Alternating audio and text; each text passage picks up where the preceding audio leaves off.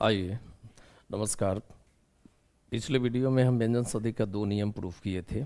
आज तीसरा नियम हम लोग देखते हैं। तीसरा नियम क्या कहता है? तीसरा नियम, नियम नंबर 3 कहता है यदि त या द हलंत के बाद ल आता है, ध्यान दिया जाए, त हो या द हलंत हो, इसके बाद अगर ल आता है तो त द ल हलंत में बदल जाता है।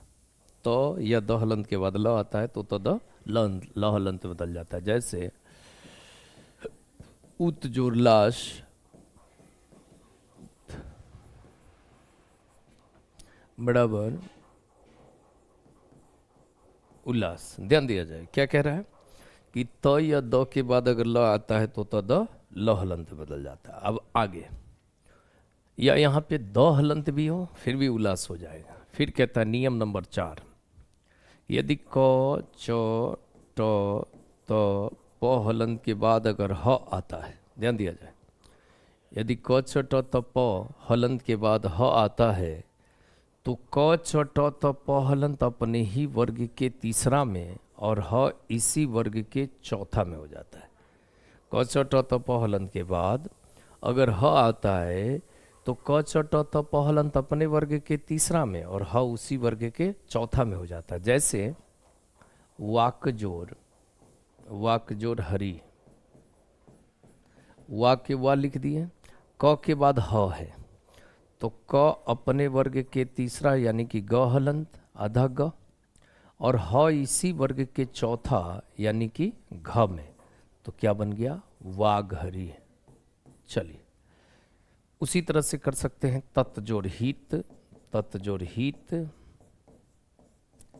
कहता है त के बाद ह है तो त अपने वर्ग के तीसरा यानी द हलंत और ह इसी वर्ग के चौथा यानी कि ध लिख दिए और हर शिकार लगा दिए। चाहे तो हम इसको ऐसे भी लिख सकते हैं तद्धित।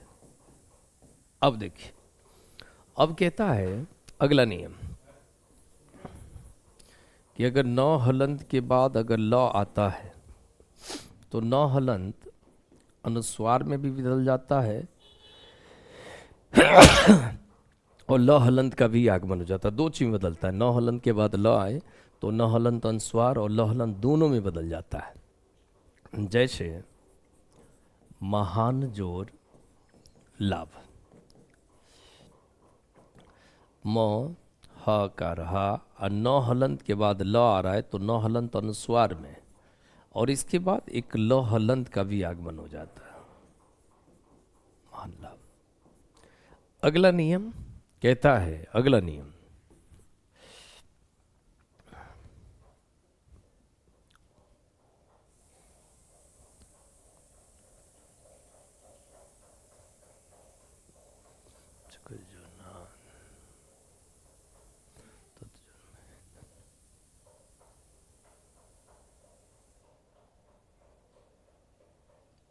कहता है त हलंत के बाद, त हलंत के बाद म या न आए तो, ध्यान दीजिएगा, कहता है त हलंत के बाद म या न आए तो त हलंत, त हलंत के बाद म या न आए तो त हलंत न हलंत में बदल जाता है।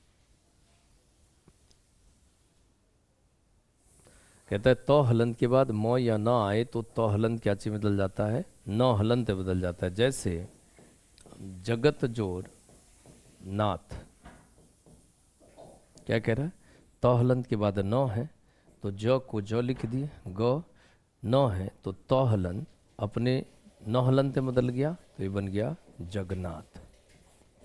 फिर कहता है तत् जोड़ मैं, तो के बाद म खड़ा है तो हलंत न हलंत में बदल जाएगा, यह बन गया तन्मय।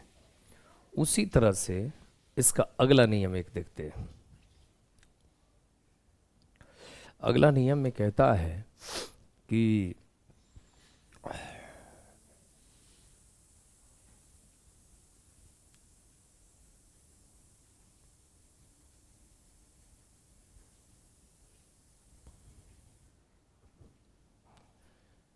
अभी अभी जोर सेक, अभी जोर सेक कहता है नियम इसको समझा जाए। कहता है कि यदि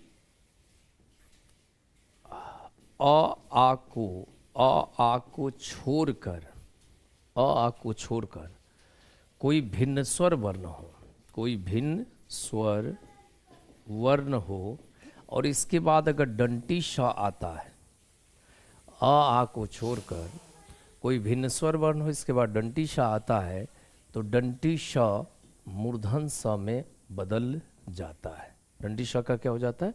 मूर्धन स हो जाता है। यदि आ के बाद आ को छोड़कर कोई भिन्न स्वर वर्ण आता है तो दंती श मूर्धन स में बदल जाता है। जैसे अभी जोर सेक, ये क्या बनेगा? अ, यहाँ पे भी में आ को छोड़कर ई आया हुआ है, इसलिए नियम ये काम करेगा। अभी और यह दंती श मूर्धन स में बदल जाएगा, तो बन गया अभिषेक। इसके बाद कहता है एक नियम और भी है, नियम परिजोर छया परिछया।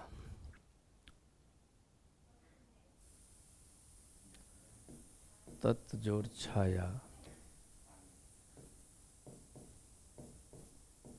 बनता है तत् छाया। ध्यान दीजिए, कहता है कि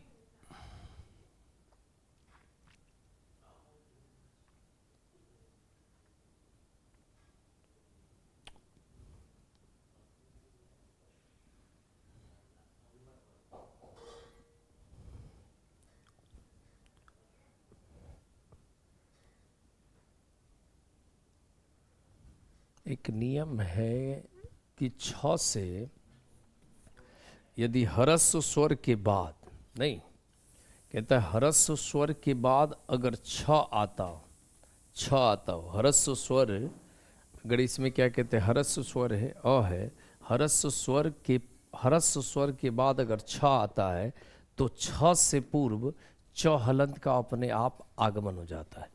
कभी कभी विकल्प से ऐसा भी कहा गया है कि अगर दीर्घ भी हो तो उस समय भी विकल्प से अगर छ हो तो छ के पूर्व कहीं न कहीं च हलंत का आगमन हो जाता है। तत् जोर छाया तत् छाया। एक नियम और कहता है जो आता है कि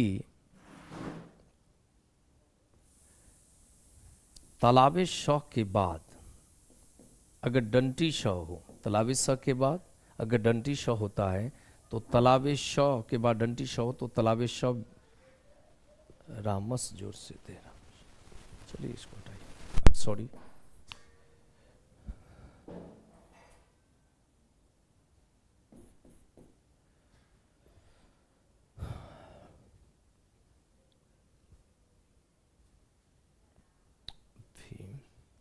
तो इस प्रकार से व्यंजन संधि का हालांकि एक दो और भी है, जैसे सत्य जोन, कभी कभी ऐसा भी रहेगा सत्य जोड़ जन, ये स्टार लगा देते हैं, इंपॉर्टेंट में आता है। सत्य जोड़ जन बराबर क्या होगा? कभी कभी त हलंत के बाद अगर ज हो तो त हलंत का ज हलंत हो जाता है, त हलंत का ज हलंत हो जाता है, ये बन गया सज्जन।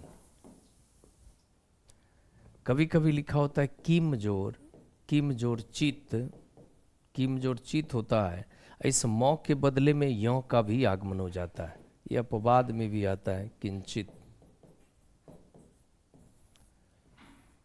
तो व्यंजन संधि में लगभग इस तरह से जो इम्पोर्टेंट नियम था हमने उसकी चर्चा किया है। हो सकता है कि एक आध दो छूटा होगा, हम नहीं होगा तो अगले वाले वीडियो में जब भी सर पढ़ा लेंगे तो फिर इसकी हम जिक्र कर देंगे। तब तक के लिए फ़िलहाल आप सभी को धन्यवाद, नमस्कार। आप स्वस्थ रहें, ठीक रहें।